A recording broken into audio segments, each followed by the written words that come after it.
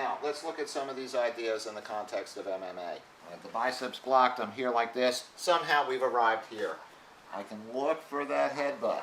Some guys will have their head down, some guys will have their head up. They're going to be more, yeah, here like this, exactly. So if I can get my knee and my elbow together, and I can come here, you think you can armbar now? No. Because I've got this shut off. I know I'm reaching out.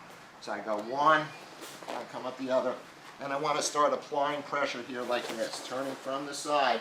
There's several things going on. I'm looking to pinch the knees together.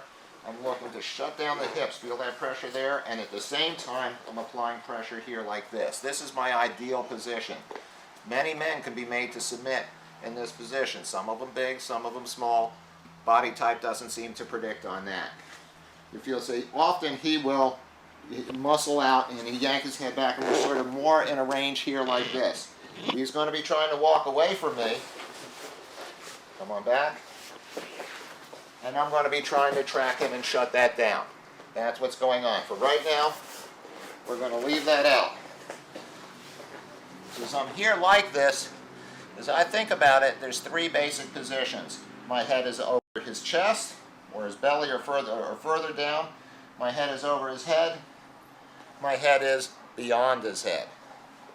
If I get my head beyond his head, that is the time for the signature move of this series, which we call the running dog. I first was shown this move by Renato Magno. It also appears in Renzo Gracie's DVDs of a couple of years ago, where I push the head to one side for the safety of his neck, and I run this way. The first level, I don't go for the foot lock. I just want to get past this guard by going over him. And come up before he does. As he tries getting up, I'm going to try and take advantage somehow. Second one is as I come forward, I'm going to have this here and I'm going to be looking to grab this foot as I go by. So I'm here like this, the pressure, I get the head to one side, I come here, and I'm bringing this here, and we come into the foot lock, or I can do it in a way that it becomes a hip pressure. That is the signature technique of this series. That is the running dog.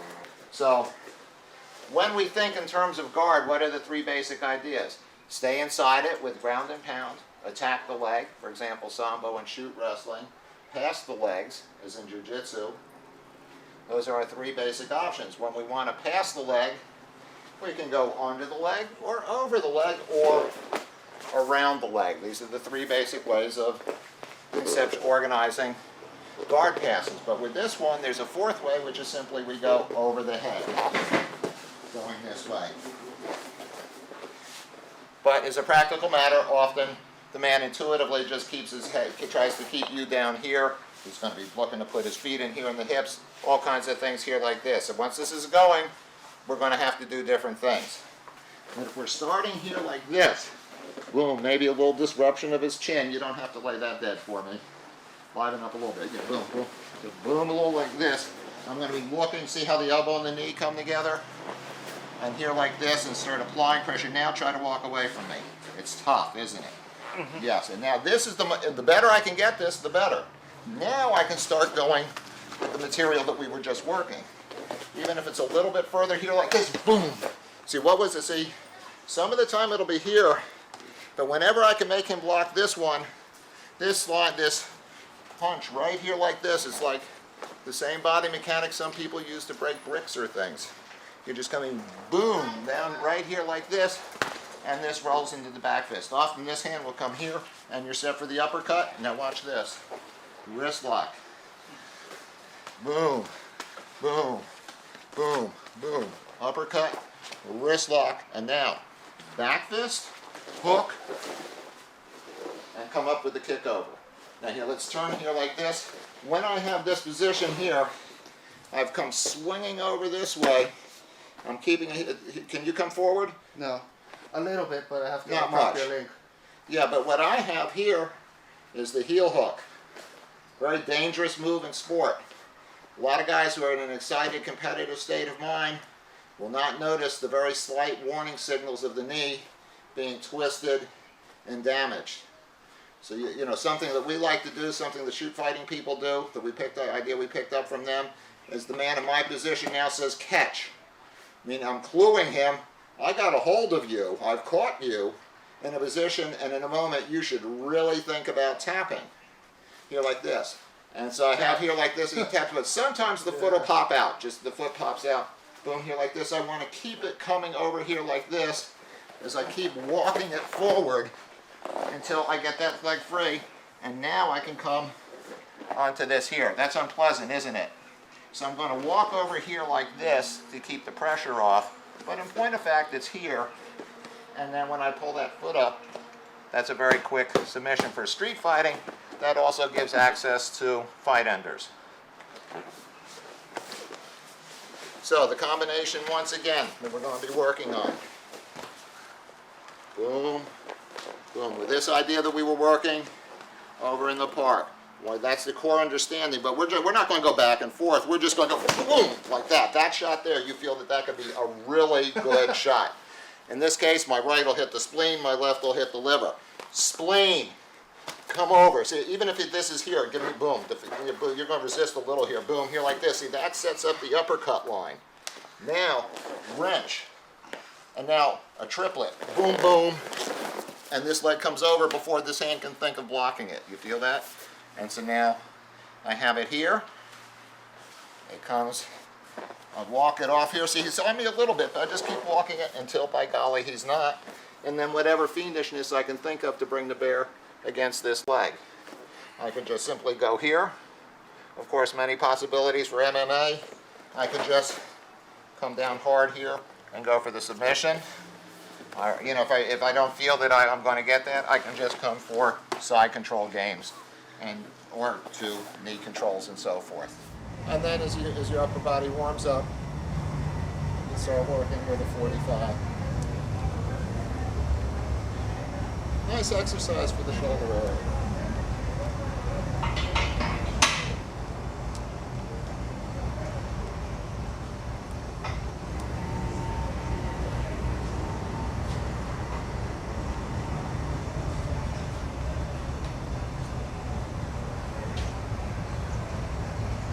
A lot of times when we're in the gym, the equipment is designed so as to isolate the muscle being worked on. But sometimes as an athlete, you need to be able to talk from your hands all the way to the ground.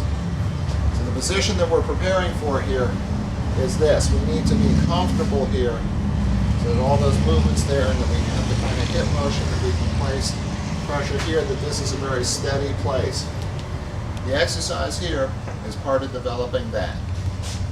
What it is you get down like this. It's kind of like you're in the racer's crouch and downhill skiing. Look at the alignment from the front. Here like this.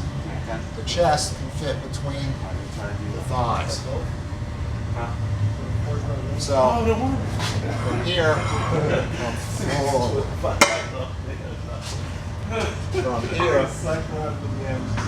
come forward.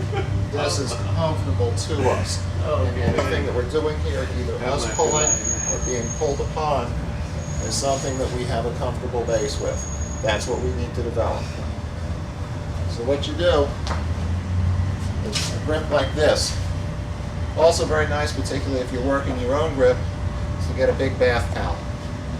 Put it through one of the typical kind of handles, and you can create something pretty much like this. Today, this is what we have here. So holding like this alignment of the hand and wrist is good for athletic application. Get here like this. Get the weight off the bottom. You want to get in and out of this position smoothly. Settle in here. This is an elongation of the spine. You can feel it all the way down. Flowing down, lengthening out of here. The hamstring is very stretched here because this joint is completely expressed. Butt is stretched. So as you're here like this, come up. Elbows alongside the body. Look at the alignment of the palms. I can play with different things here. Roughly like this. Slightly down, slightly up with the palms. Slightly down, slightly up. Adjust the distance. here.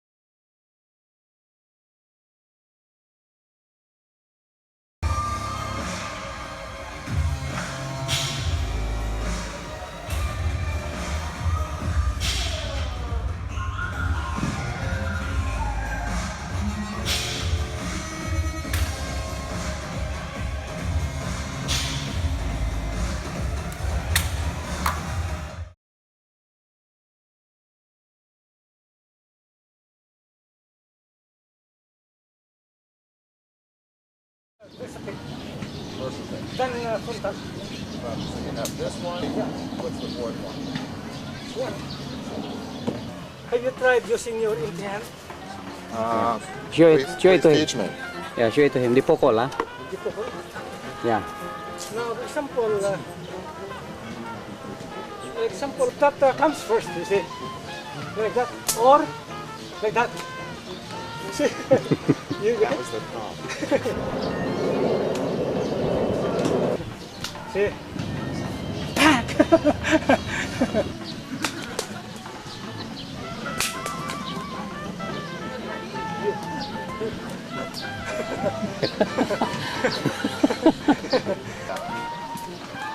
See, that's it.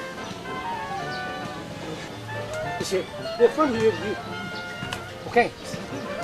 Yeah. There. That's it. You can use your elbow. First time you get out in an MMA gym and you start doing stuff like this, they're looking at you kind of weird. And then you score some hits and then they're still looking at you, but with a different look.